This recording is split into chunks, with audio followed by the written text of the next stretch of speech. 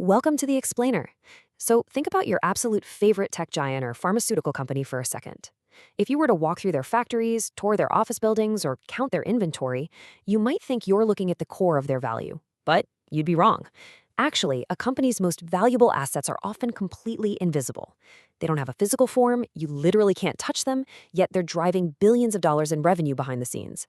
Today, we are enthusiastically diving into the fascinating world of long-term and intangible assets. We're going to decode exactly how these invisible value drivers are created, how they're bought, valued, and sometimes how they suddenly lose their value on the balance sheet. Okay, let's take a quick look at our structured roadmap for today. We'll be covering 1. Defining intangible assets, 2.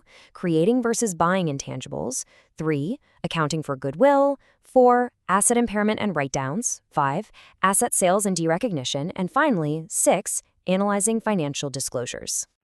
All right, let's jump right into Section 1, defining intangible assets. Before we can analyze them, we need to know what exactly are they? To put it simply, an identifiable intangible asset is a non-monetary asset that completely lacks physical substance. But the absolute key word here is identifiable. You see, to slap it on the balance sheet as a separate asset, a company must be able to cleanly separate it from the business and sell it, or it has to arise from a very specific legal or contractual right. We're talking about things like ironclad patents protecting a blockbuster drug, broadcasting licenses, highly recognizable trademarks, or even incredibly valuable customer lists. These are distinct, invisible assets that a company controls and expects to draw future economic benefits from. And for us, recognizing these allows investors to see the true legal moats that are protecting a company's profits. Now, the accounting for these assets really all comes down to a ticking clock. Once a company gets their hands on one of these assets, they have to figure out how long it's actually going to last. Intangible assets basically fall into two buckets: finite and indefinite useful lives. A finite asset, like a patent with a strict 20-year expiration date, well, that's amortized over time. That just means its cost is systematically expensed on the income statement as it gets used up. On the flip side, an indefinite asset, think of a recognizable brand trademark that could theoretically last forever, that is not amortized. Instead, it has to be tested for impairment at least annually, just to make sure its underlying value hasn't secretly deteriorated. Moving right along to Section 2, creating versus buying intangibles or acquisition methods. Now, there is a stark and genuinely fascinating contrast here between global accounting rules. When a company just buys a patent from someone else, it's super easy, right? They record it at fair value, which is usually just the purchase price. But what if they invent it themselves? Well, under International Financial Reporting Standards, or IFRS, research costs are always expensed immediately. But development costs, those later stages of creating an asset, can actually be capitalized on the balance sheet once technical feasibility is proven. Under U.S. GAAP, however, the rules are way stricter. U.S. GAAP essentially forces you to expense almost all internal research and development as it happens. This is a massive deal for analysts. I mean, think about it. Two identical pharmaceutical companies doing the exact same research will report drastically different asset bases and current net incomes simply based on whether they're headquartered in Europe or the United States. No way around it. You have to know which rulebook they're using. Next up, Section 3, accounting for goodwill, the premium price tag. So, when one company buys another, they often pay way more than the underlying parts are actually worth. Why do they do that? Well, it's because of synergies, an assembled workforce, or brand loyalty. Things that are valuable, sure, but just don't meet that strict definition of an identifiable asset we talked about earlier. This creates something called accounting goodwill. It's mathematically born during a business combination. Here's how it works. Step 1, you determine the total cost to purchase the target company. Step 2, you measure the fair value of all the target's net identifiable assets. So that's all their tangible stuff plus their identifiable intangibles minus their liabilities.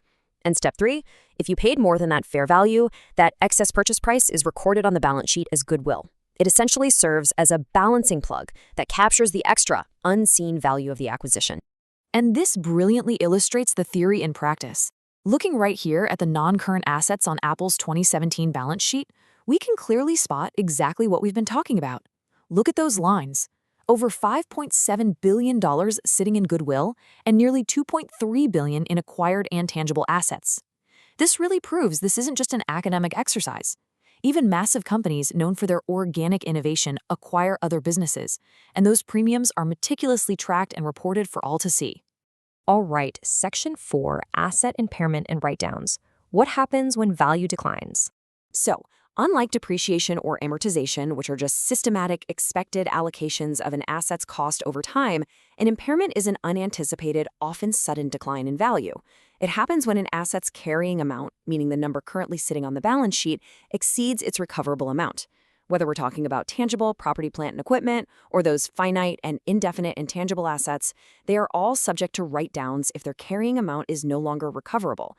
This could be due to things like unexpected obsolescence, a massive drop in market demand, or rapid technological changes. And when this happens, a company has to take a painful, non-cash hit directly to their income statement. But how you calculate that hit, well, that depends entirely on the rulebook you're using. Let's look at this fantastic factory example to clearly contrast the rules. Imagine a factory with a carrying amount of $10 million. Suddenly, the market shifts. The fair value or recoverable amount of this factory plummets to just $6 million. But the undiscounted expected future cash flows it will generate still equal $10 million. Now, under IFRS, you compare the $10 million carrying amount directly to the $6 million recoverable amount. The asset is clearly impaired, right?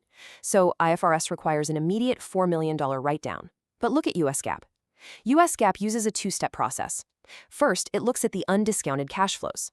Since the $10 million undiscounted cash flows still match the $10 million carrying amount, US GAAP essentially says, hey, this asset is recoverable, and completely ignores the massive drop in fair value entirely. Literally no impairment is recorded at all. This is an absolutely vital distinction for anyone analyzing these statements. But wait, here's where the plot thickens. If a factory or a patent actually regains its value down the road, say the market bounces back, IFRS actually allows you to reverse that previous impairment loss, which boosts profits in a later period. But US GAAP? For assets held for use, US GAAP strictly prohibits reversals. It essentially locks in that impairment loss forever, artificially suppressing the asset's value on the balance sheet, even if its true economic value has completely recovered. Which brings us to Section 5, Asset Sales and Derecognition. Saying goodbye to the asset. Derecognition is really just the fancy accounting term for removing an asset from the balance sheet, which usually happens when it's finally sold off or disposed of. Calculating the gain or loss is just straightforward math. You just take whatever cash or sale proceeds you received and subtract the asset's current carrying amount from the balance sheet at the exact time of the sale. If you sold it for more than its book value, you record a gain. If you sold it for less, you record a loss. This gain or loss is then reported on the income statement, officially closing the loop on that asset's financial journey. Finally, Section 6, Analyzing Financial Disclosures, looking beyond the primary statements. Now, these financial disclosures in the footnotes, they are an absolute goldmine for focused learners and financial analysts. You really can't just take the balance sheet at face value. IFRS requires detailed disclosures on useful lives, specific amortization rates, and explicit details on impairment losses and those tricky reversals we just discussed. US GAAP requires companies to lay out their gross carrying amounts, their aggregate amortization, and, crucially, their estimated amortization expenses for the next 5 years, which is incredibly helpful for forecasting future earnings. Under both systems, you have to carefully review these footnotes to assess management's fair value judgments. Are they aggressively estimating useful lives to artificially lower their amortization expense? Are they delaying impairments? Analysts use this footnote data to adjust financial statements, like perhaps removing goodwill entirely to find a tangible book value, ensuring true comparability between companies. Furthermore, analysts use these exact disclosures to calculate vital metrics. They can determine a company's asset-age ratios, like the average age or remaining useful life of their equipment, and even measure operational efficiency through fixed asset turnover ratios. It's all in the footnotes. As we wrap up today, I want to leave you with this final, somewhat provocative thought. We've seen that accounting goodwill is only legally born when one company buys another. But what about a company that organically builds incredible brand loyalty, phenomenal management, and unassailable market positioning over decades? Well, that is economic goodwill. It's immense, it's real, and it is entirely invisible on their balance sheet. But it's exactly what is secretly driving their stock price in the real world. Recognizing the limits of accounting rules is really the first step to truly mastering financial analysis. Thank you so much for joining me on this explainer of the invisible wealth of long-term assets. Keep looking beyond the surface.